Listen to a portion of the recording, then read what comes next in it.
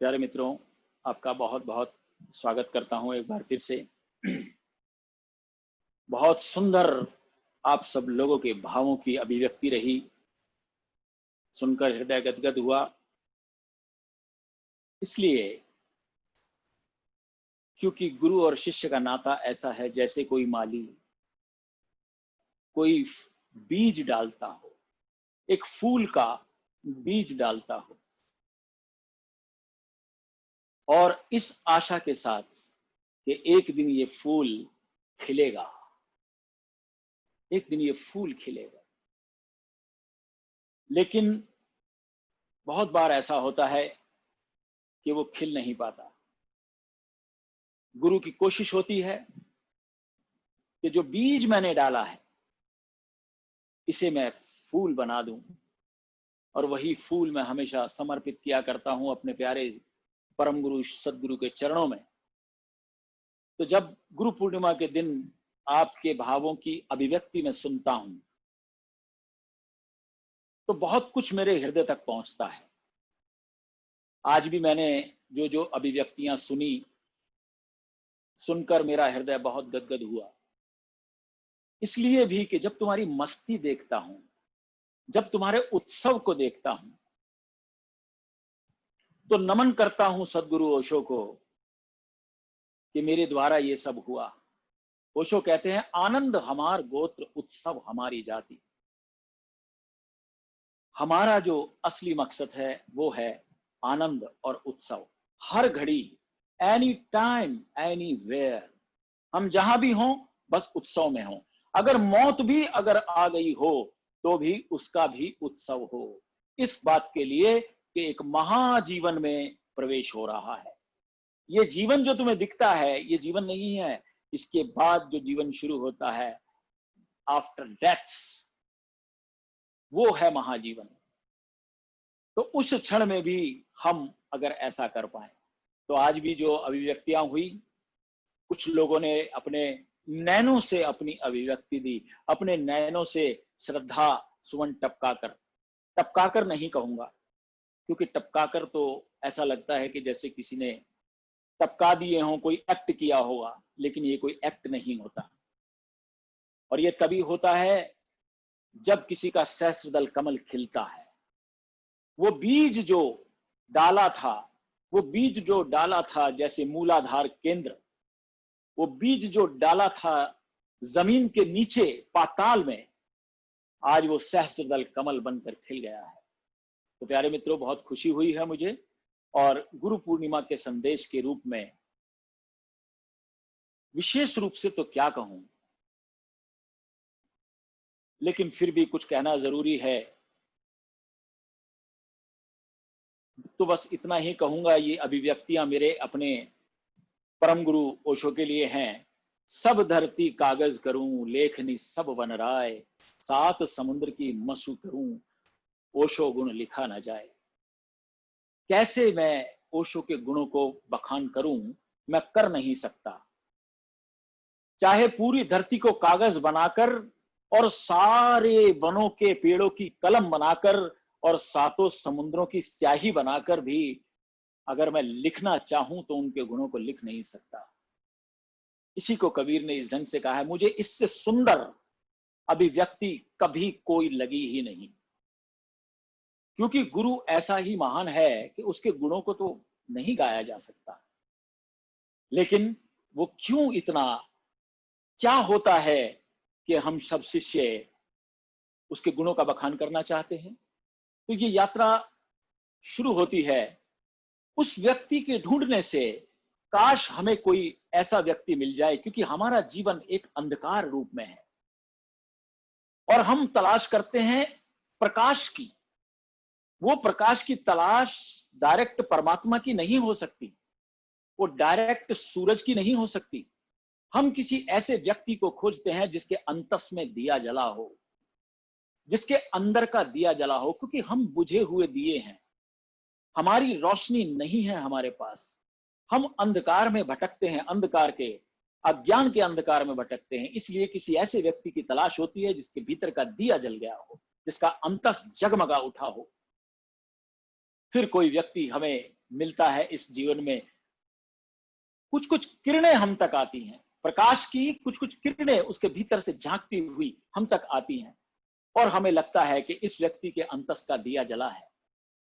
वो अंधकार को अपनी तरफ खींचता है, वो अंधकार को अपनी तरफ खींचता है और खींचता ही चला जाता है, क्योंकि वो एक मैग्नेट है, वो एक मैग्नेट है और उसके चारों तरफ एक मैग्नेटिक फील्ड होता है।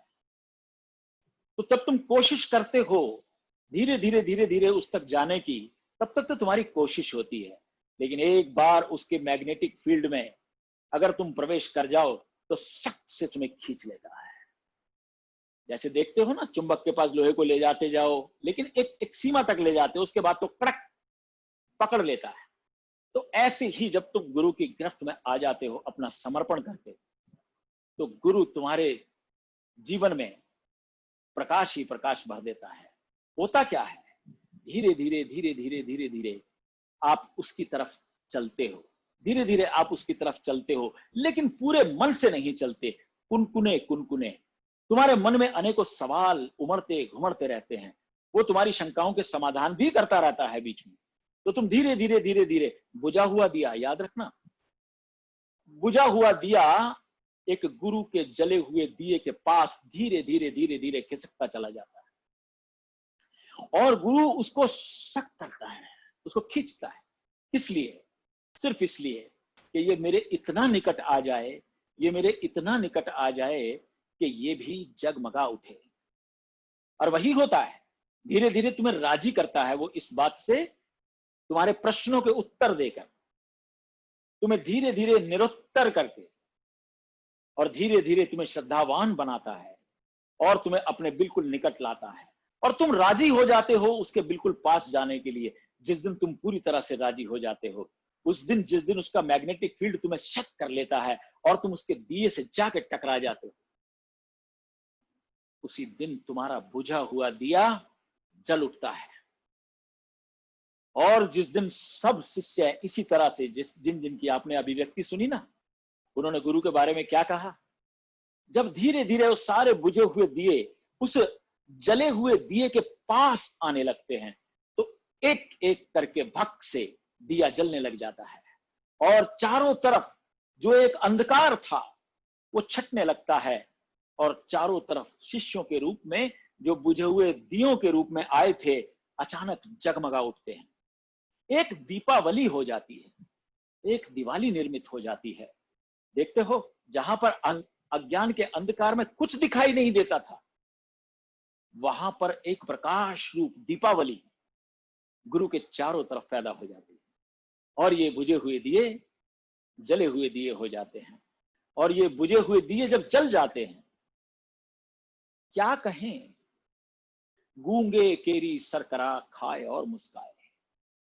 मन में बहुत भाव होते हैं, बताने के लिए इतना बड़ा पहाड़ होता है, इतना बड़ा समंदर होता है, लेकिन बोलने के लिए आवाज बंद हो जाती, गला रूंध जाता है। क्या बोले, कैसे कहें, कहा नहीं जा रहा।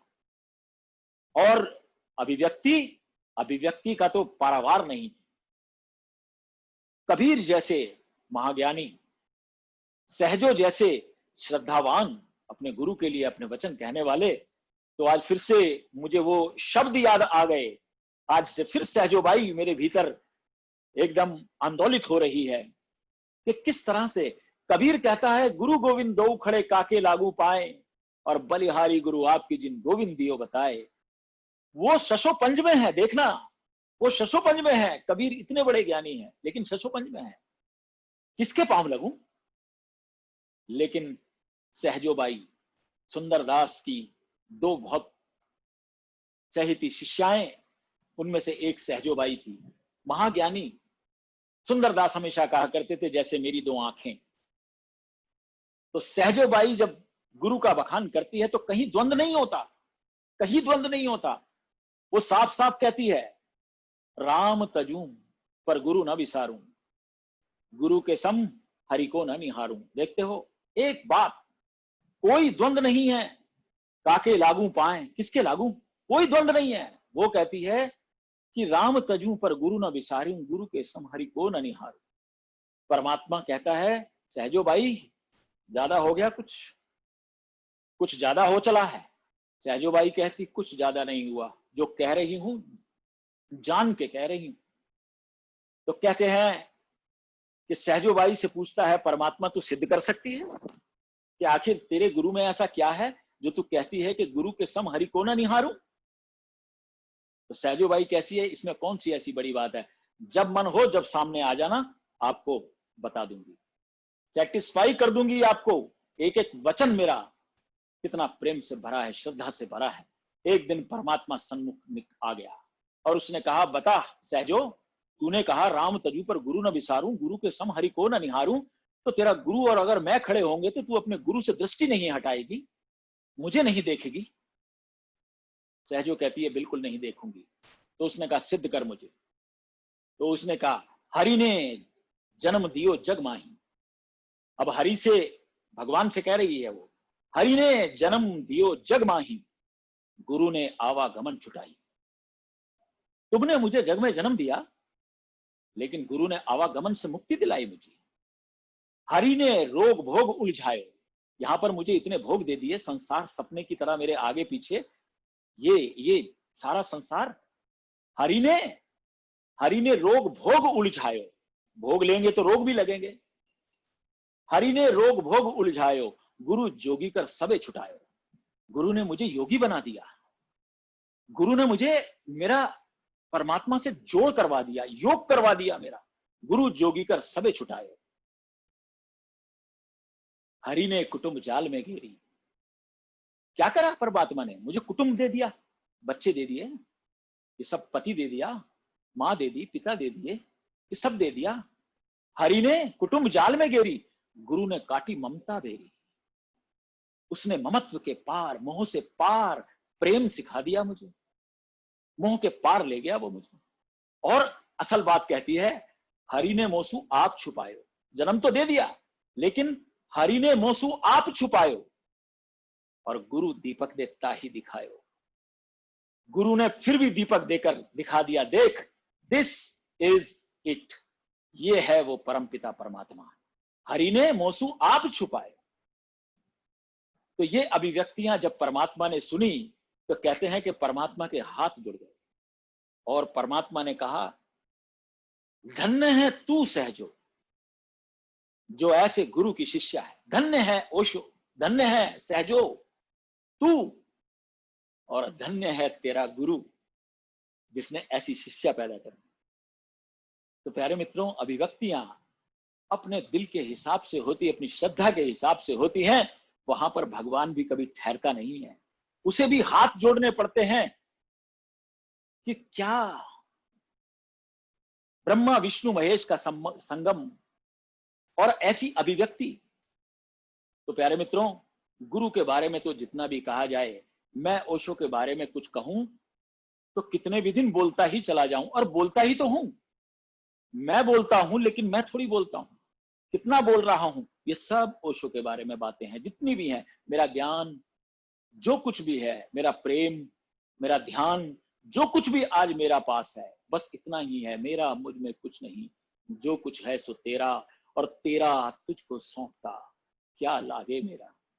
तो प्यारे मित्रों, गुरु पूर्णिमा के संदेश के रूप में मैं इन जले हुए दियों की इस दीपावली से जो मेरे चारों तरफ एकत्रित है, बहुत खुश हूं, बहुत बहुत अनुग्रहित हूं।